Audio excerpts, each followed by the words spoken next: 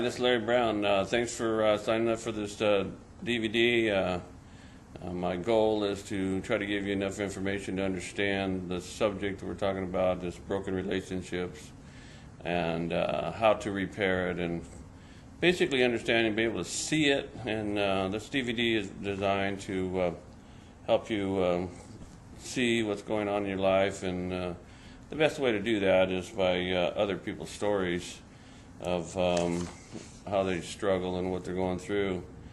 The way we get trapped, the way we get caught, what caught us, and who's holding on to us, and what's holding on to us. The first secret I already told you when you clicked over on the website before you signed up, or as you signed up, it was the number one secret is about law. This place, our home here on earth is by design stays within boundaries, and everything functions by what I call law of love. But the law of love, or creation, or whatever you want to call it, it just functions, and that's what really catches us when we are in an unloving way, respond in an unloving way. This love captures us and deals with our lives. And so what I want to talk about today, I'm going to give you 7 more secrets. That was the number one secret, so you actually get 8. But 7 more secrets in the relationship, or 7 more points of interest about what happens to us and how these things function in our life. And so the next secret is about how we get hurt, and how this hurt interacts in our life, and what really causes the pain and the hurt in our lives, and so and how we respond to it. So anyway, I'm going to tell you a story. The easiest way to see this stuff is somebody else's life in a story. I was working on a job site this quite a few years ago. I don't know, 10, 15 years ago probably. And I was working through this understanding of the spiritual law, or this creational law, and how it was affecting my life and affecting our family lives. And I was talking to a guy on a job site.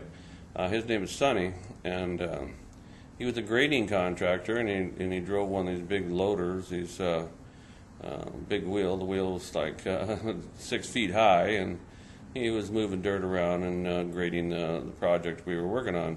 And at many different times we were talking about this subject of how we get captured, how we get caught.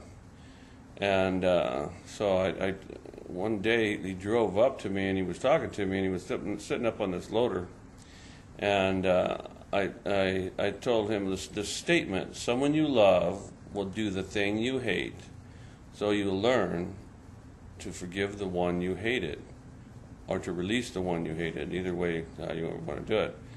And he jumped down straight in front of me, like he was really frustrated, and he kind of halfway shouted, not really, but he goes, "Are you telling me that the reason my daughter dresses up like a gang member is because I hate gang members?" And I said, "Well, do you hate gang members?" And he goes, "Yeah, I hate gang members."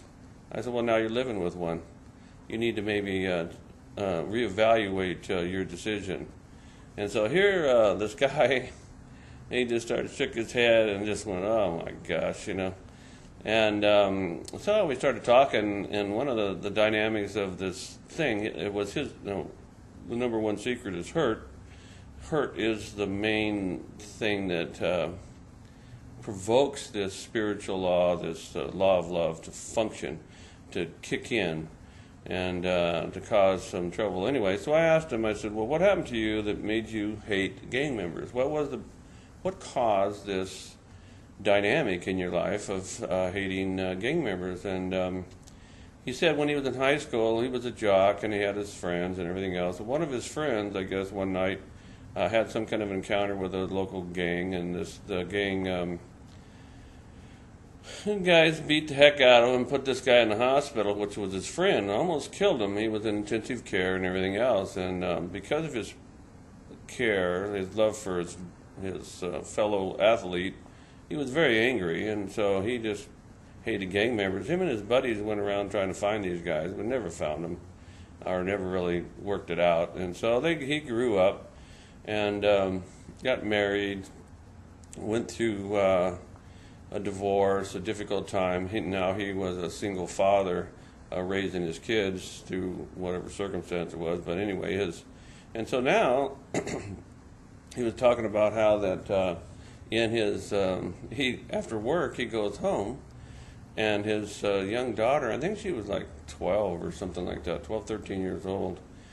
He comes into the house and she's dressed in this gang-looking type clothes, which just irritated the heck out of him. It just made him mad, and so he would get very angry, and they'd have her and him would have fights. And she said, "I have a right to wear what I want." And he goes, "You can't wear that," because what she was wearing just pushed his button, just rubbed him wrong. And so here he is responding out of his hurt, and now, which was years ago.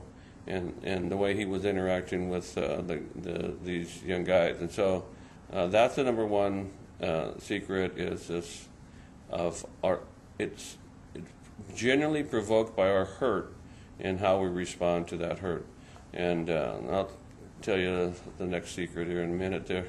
Anyway, so that's kind of the process. And so I wanted you to understand that a lot of these places, like with me and my wife over the years, the stories that we tell each other, generally the stories where we have this hurt, where we've been hurt by somebody or something, a lot of times we get caught in our attitude towards whoever hurt us, or a group, or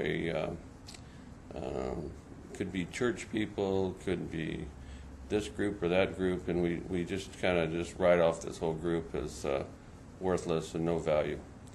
Anyway, I'll go to the next secret. Thank you.